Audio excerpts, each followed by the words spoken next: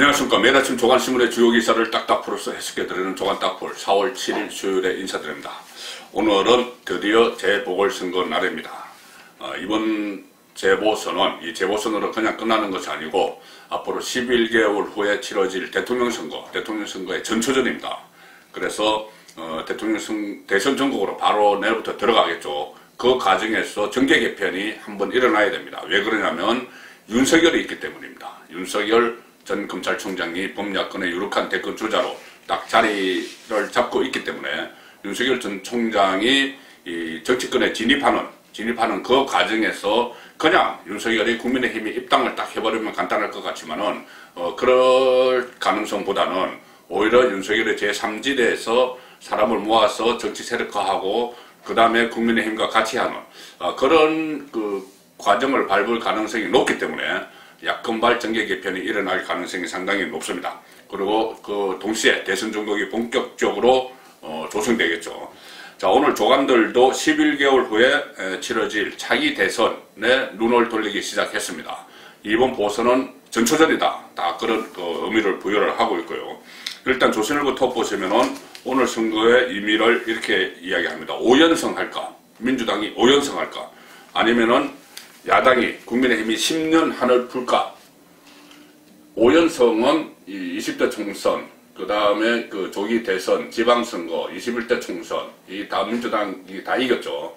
그래서 이번까지 하면은 전국 규모 선거 5연승이 되는 것이고, 오세훈 후보가 승리를 하면은 서울시장을 박원순 시대를 마감하고 10년 만에 오세훈 본인이 스스로 되찾는 그런 결과가 되겠죠. 그래서 오늘은 또 서울 부산시장 외에도 기초단체장 선거도 2개 있습니다. 그리고 지방의원도 17명을 뽑게 되죠. 재보선이 오전 6시부터 지금 그 투표가 진행이 되고 있고 오후 8시까지 실시가 됩니다. 그리고 이번 선거 유권자가 1216만 명입니다. 1216만 명이기 때문에 전체 유권자의 4분의 1이 넘는 그 유권자가 투표를 하죠. 보궐선거 본인의 해당 지역에서.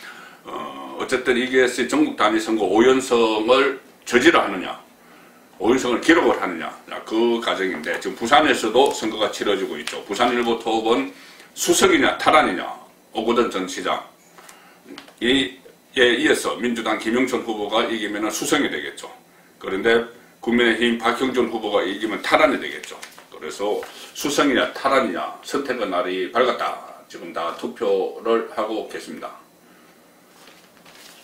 오늘 부산 서울시장 보궐선거가 있고 지방 권력 사수해야 된다. 3년 만에 수복해야 된다. 여야 후보들 막판 표다지기 총력전을 벌였습니다. 아마 최종 투표율이 한 50% 육박 이렇게 전망이 되고 이번 선거는 보궐선거가 보통 그 40%대 투표율을 기록하기 어려운데 이번에는 이 재보궐선거에서 가장 높은 이 사전투표율을 보였죠. 그래서 50%까지도 전망이 되고 그래서 자정께 당선자 윤곽이 드러날 듯. 그런데 8시까지 투표를 하는데 8시 15분 되면 출구조사 결과가 발표가 됩니다. 그러면은 워낙 이 격차가 지금까지 여론조사 격차가 많이 크기 때문에 여론조사 그대로라면은 뭐 한 10% 20% 차이로 출구조사 결과가 나오면은 그걸 그대로 흘러갈 개표도 그대로 흘러갈 가능성이 높은 상황입니다. 자, 이 재보선에 지금 여야는 사생 결단식의 선거전을 펼쳤죠. 뭐 네거티브도 난무하고 엄청났습니다. 그것이 결국은 자기 대선의 전초전이기 때문에 그렇습니다. 그리고 정권 입장에서는 문재인 정권 입장에서는 만약에 이번 선거에서 참패를 당하게 되면 이 문재인 대통령의 레임덕 임기말 권력 누수 현상 레임덕이 본격화되면서 사실상 식물 정권으로 가버릴 수 있는 그런 상황입니다. 왜 그러냐면은 지금 이재명도 그렇고 자기 대권 주자로 나선 사람들 또 민주당에서 이 선거에 지게 되면은 현 정권 책임으로 돌리겠죠. 현 정권 책임론으로 돌리면서 뭐 어떤 부동산 정책 실패 이런 것들을 돌리면서 문재인과 거리두기를 하게 됩니다. 심지어 문재인 보고 탈당을 하라 이렇게 요구를 할 가능성도 높죠. 지금까지 그래왔습니다. 서울신문 오민을 보시면은 레임덕 대 분당 위기. 만약에 국민의힘이 지면은 이거 해체 모여해야 됩니다. 더 이상 뭐 5연패 하게 되면 더 이상 존재 가치가 없죠. 또 윤석열도 버티고 있기 때문에. 레임덕 대 분당 위기. 오늘 지면 여도 야도 뿌리채 흔들린다. 오늘 선거가 상당히 중요한 의미가 있습니다. 뿌리채 흔들리면서 정권은 민주당이 지면 정권은 승물로 전락을 하고 민주당이 이기고 국민의힘이 지면은 국민의힘은 해체무효 수순으로 갈 수밖에 없는 상황입니다. 그래서 민주당은 만약에 당선자 두 곳 중에 한 곳만 민주당이 당선자를 내도 레임덕 위기를 극복할 수 있다. 자, 무승부다 이렇게 되겠죠. 어느 쪽에서 한쪽에서 이기든지. 자, 서울신문은 아예 일면 톱으로 미니 대선 이렇게 명명을 했습니다. 미니 대선 1년 뒤 명운 걸렸다. 정확하게는 11개월 후죠. 오늘 선거 결과가 그 분위기가 그대로 이어지고 지금 민심이 확인이 되는 겁니다. 민심이 확인돼서 그 민심이 계속 이어져서 다음 대선까지 갈 거라는 이야기죠. 여당은 지금 박빙승부다 이렇게 주장을 하면서 승리를 할 때는 국정 동력을 회복할 수 있다 이렇게 이야기를 하고, 야당은 이미 우리가 대성이다. 이기면은 문재인 레임덕 가수가 될 것이다. 세계일보도 대선 전초전 이렇게 제목을 뽑았습니다. 당신의 한 표에 미래가 달렸다. 대선 전초전이다. 다들 대선과 연결시키는 그런 기사들이 많습니다. 여당이 승리 때는 재신임 힘입어서 국정 유지한다. 국민의힘이 이길 때는 정권 심판론이 확산된다. 특히 이번 선거는 문재인 대통령의 레임덕 여부를 결정할 분수령이 될 수 있다. 국민일보는 오늘 당신의 한 표 대선 지형까지 흔든다. 대선 지형까지 다 흔들 오늘 선택입니다. 매일 경제신문조차도 매일 경제신문도 오늘 밤 여야 대권 구도까지 흔들린다 하면서 자기 대권 주자들의 얼굴을 쭉 적었습니다. 대권 구도를 흔들 수 있는 오늘 선거 결과죠. 여당이 전패할 때는 지도부 책임론, 그래서 이낙연 입지는 더 좁아지겠죠. 이낙연이 대표를 하다가 지금은 총괄선대위원장이죠. 그래서 입지가 더 좁아질 거고, 그렇게 되면은 여당이 민주당이 다 지면, 서울과 부산에서 다 지면은 제3후보가 떠오를 가능성도 있다. 정세균, 임종석, 김두관 이렇게 준비를 하고 있다. 야당이 승리할 때는 윤석열의 역할에 주목이 되고 김종현이 킹메이커도 나설 수도 있다. 본인이 비대위를 이끌면서 승리를 했다 이렇게 이야기를 하겠죠. 본인이 잘 이끌어서 승리를 했다고 이야기할 텐데, 실제로는 민주당의 일단 국정 혼란, 난맥상, 부동산, LH 이런 것 때문에 선거 결과가 야당에 지금 유리하게 가고 있는 겁니다. 김종인 비대위가 어떤 잘해서 그렇다고 보기는 어려운 상황이죠. 그래도 어쨌든 선거 결과가 잘 나오면은 김종인 본인이 역할을 했다는 이야기를 할 수가 있겠죠. 그리고 이 야당이 승리하면은 안철수, 유승민 재기 발판이 마련된다.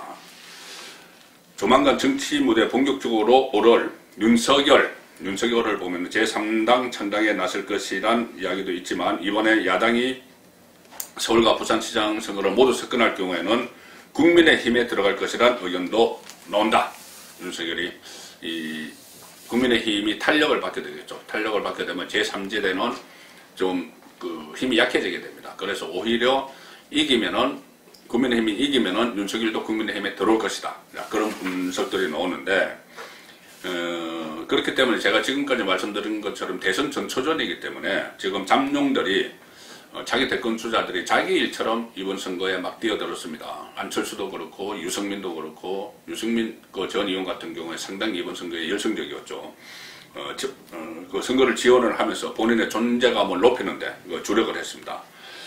윤석열 전 검찰총장 같은 경우는 결과적으로 어떤 선거를 지원하는 메시지는 내지 않았습니다. 선거 지원하는 메시지를 내야지 선거에 이기더라도, 국민의힘이 이기더라도 본인이 거기서 같이 농고 행상을 할 수가 있는 것이지, 그렇지 않고 이기는데 그냥 잔치 분위기에 숟가락만 얹으면 안 된다 그런 이야기도 있었지만, 어쨌든 윤석열은 사전투표장에 부친과 같이 가서 투표를 하면서 몸으로 투표를 독려하는 그 정도 선에서 이번 선거는 그쳤습니다. 더 이상 어떤 적극적인, 물론 메시지가 하나 조선일보 전화 인터뷰 같은 것을 통해서 나왔죠.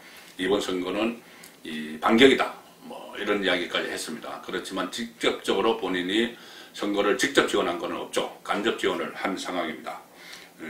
그래서 앞으로 선거 후에 윤석열의 입지, 이것이 상당히 내일부터 당장 관심이 됩니다. 국민의힘이 입당을 할 것이냐, 제3지대에서 신당을 만들 것이냐, 이른바 철석 연대라는 말도 나오죠. 안철수와 윤석열의 연대, 이런 것도 나오는데 아마 내일부터 고민이 시작될 겁니다.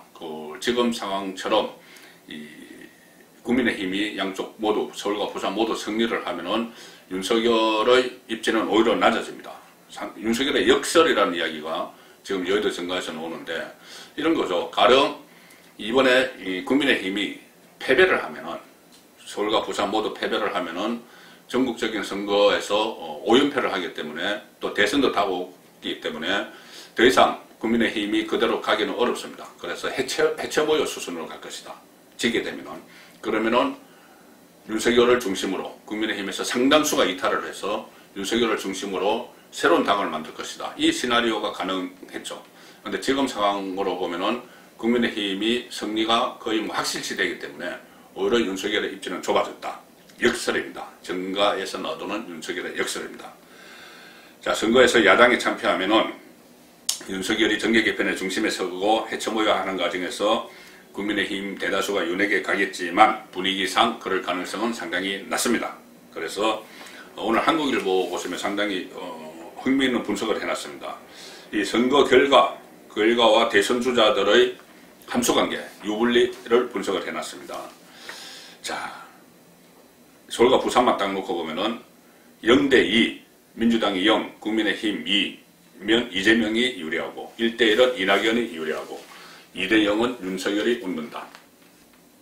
마지막 윤석열이 웃는 부분은 민주당이 2선, 국민의힘이 2패, 두 모두 지는 경우에 윤석열이 웃는다는 겁니다. 제가 조금 전에 말씀드린 해체 모여 과정이 일어나기 때문에 그런 거죠. 여당이 모두 지면 친문, 책임론, 쇄신론 이렇게 막 벌어지겠죠. 그렇게 되면 이재명이 오히려 뜹니다. 친문이 아니기 때문에. 그 다음에 국민의힘 그 잠룡들 또 위축에서 벗어날 수가 있죠. 국민의힘이 이기면은. 여당은 한 곳만 이겨도 이낙연에게 힘이 실립니다. 왜냐하면 이낙연 지금 분위기가 다 안 좋기 때문에 여론조사에서 낮은데, 한쪽만 이겨도, 서울이나 부산 한쪽만 이겨도 이낙연이 선대위원장이기 때문에 이낙연에게 힘이 실린다는 겁니다. 야당이 전패할 때는 윤석열이 야권의 대세로 뜬다. 전패하면은, 국민의힘이 전패하면은, 지리멸렬하고 어차피 폭망하니까는 폭망한 데서 일어서야 되니, 일어서는 그 동력은 윤석열을 갖고 있는 것이죠. 그래서 윤석열을 중심으로 범야권이 새로 재편되는, 자, 그런 상황입니다. 2대0, 민주당 2, 국민의힘 0일 때 그런 상황이 되는 겁니다. 민주당이 두 곳에서 역전성을 거두면 여론조사 무용론 이런 것도 나오겠죠. 지금 여론조사가 상당히 국민의힘이 앞서는 걸로 나오기 때문에. 그리고 언론 불신 이렇게 외치면서 또 개혁하겠다, 적폐청산하겠다 이렇게 막 나올 수가 있습니다. 윤석열은, 그 대신 윤석열은 보수 진영의 유일무이한 대안으로서 대선 레이스에 조기 등판하게 될 것이다. 지면은, 국민의힘이 지면은 그렇다는 겁니다. 근데 그럴 가능성이 좀 상당히 낮죠. 이번 선거는 이 대선 전초전으로 치러졌기 때문에 서울에서도 그렇고 부산에서도 그렇고 네거티브가 난무했습니다. 그래서 후유증도 예고가 되고 있습니다. 부산에서 발행되는 국제신문 보시면은 지금 부산시장 선거에서 16건의 고발 고소가 있었습니다. 그런데 아마 보통 선거가 끝나면은 서로 막 고소하고 고발하다가 나중에는 다 틉니다. 같이 다 취하하자 이렇게 되는 경우가 많은데, 이번에는 그렇지 않을 것 같습니다. 왜 그러냐면은 대통령 선거가 있기 때문에 지금부터 끝까지 대결 구도로 갈 수밖에 없습니다. 그래서 오히려 그것 때문에 선거 뒤에도 후유증이 우려된다. 국제신문의 기사인데, 이것은 대선을 앞두고 있기 때문에 서로 털고 가는 그런 일은 없을 것 같습니다. 그래서 각종 의혹 두고 네거티브가 난무를 했고, 민주당은 박형준 수사 의뢰를 포함해서 8건, 국민의힘도 여당의 허위사실 공표 등 8건 서로 고소 고발을 했습니다. 그래서 대선 겨냥을 해서 취하 가능성은 낮다. 국제신문도 그렇게 보고 있습니다. 오늘 조간신문의 다른 주요 기사들은 간략하게 소개를 드리겠습니다. 의미 있는 기사들이 많아서 제가 모아봤습니다. 조선일보 6면 보시면은 지금 우리나라 1인당 국가 채무 작년에 1634만 원이었는데 문재인 정부 들어서 무려 421만 원이 늘었습니다. 421만 원의 1인당 국가 채무가 늘었습니다. 그런데 정부는 괜찮다고 합니다. 작년 총선 때 그 긴급재난지원금 5인 가구 기준으로 100만 원씩 나눠줬죠. 100만 원씩 받았는데 오히려 부채는 421만 원이 늘어났습니다. GDP 대비 국가 채무 비율 40%가 넘었었습니다. 전문가들은 나라빚 증가가 너무 빠르다 우려를 하고 있는데 정부는 양호하다. 정권만 끝나면 그만이니까요. 한겨레 신문은 이강철 이야기를 하고 있습니다. 청와대 민정비서관이죠. 여러 가지 의혹에 쌓여 있습니다. 아마 이 문재인 정권 램덕에 들어가면은 이강철로부터 나오는 여러 가지 잘못된 징후들이 많이 보일 것 같습니다. 이강철 타깃 해서 청와대 겨누는 검찰, 한겨레 신문 기사입니다.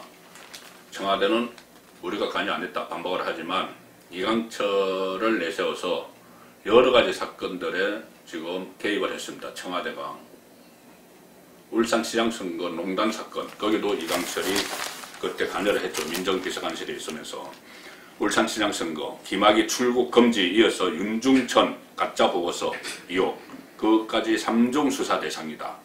인사, 검찰 개혁에서 핵심 창구로 주목된다. 이강철이.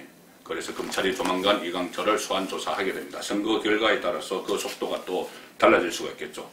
그리고 동아일보는 12면에서 그 공수처 김진욱 처장이 이성윤 서울중앙지검장을 김학의 불법 출국 금지와 관련해서 조사를 하면서 황제 조사를 했죠. 성용차로 가서 성용차로 모셔가지고 기록도 남기지 않고 조서기록도 남기지 않고 황제 조사를 했는데 그 조사할 때 아예 CCTV도 없는 회의실을 이용했다. 자, 공수처가 도대체 뭐 하는 곳입니까? 서울중앙지검장 피의자 검찰에 불러도 오지 않는 그 서울중앙지검장을 조사를 하면서 문재인의 핵심 측근이기 때문에 성용차로 모셔다가 조사를 했는데 아니 조사를 하면서 CCTV도 없는 곳에서 했습니다. 그래서 황제 수사 의혹, 그래서 검찰이 영상을 요구를 했습니다. 그 공수처에. 그러니 공수처가 면담 장소에 CCTV 없었다. 그리고 복도가 찍힌 영상을 제출을 했다고 합니다. 이성윤이 그때 타고 가서 이 성용차로 바꿔 탔죠. 김진욱의 관용차로 바꿔 탔는데 그때 타고 온 BMW 이 소유주도 변호사가 아니고 본인이 이성윤이 선임한 변호인이 아니고 다른 변호사 차랍니다. 다른 변호사가 차를 내준 겁니다.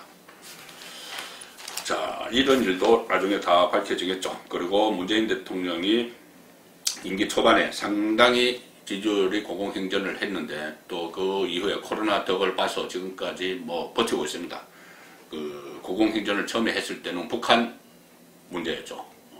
남북정상회담하고 북미정상회담하고 그것이 평창올림픽을 계기로 이렇게 남북 간에 그 대화 국면이 조성되고 했는데 이번에 도쿄올림픽에 3개월 남겨두고는 도쿄올림픽에 또 북한이 오면은 문재인이 그렇게 이야기했죠. 남북미 대화 기회다. 한 달 전에 그렇게 이야기했는데 북한이 올림픽 안 간다. 불참을 선언해버렸습니다. 그러니 문재인은 어게인 평창 구상에 찬물을 끼얹었다. 그 전에 평창올림픽 때 그 북한과 미국 정상회담이 싱가포르에서 열렸죠. 그래서 그 덕을 상당히 봤습니다. 지방선거 때, 2018년 지방선거 때. 그런데 이번에도 또 대선 앞두고 어게인 평창 하려고 했는데 그 구상에 찬물이 끼얹어졌다. 그런 내용입니다. 4월 7일 보내드린 조간 딱풀이었습니다.